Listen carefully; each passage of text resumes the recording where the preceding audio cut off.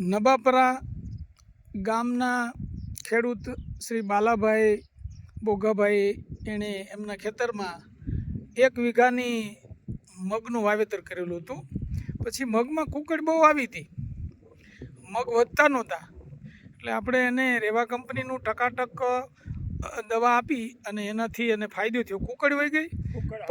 પછી એને આપણે હ્યુમિક પાવાનું કીધું હતું, હ્યુમિક પાયું છે.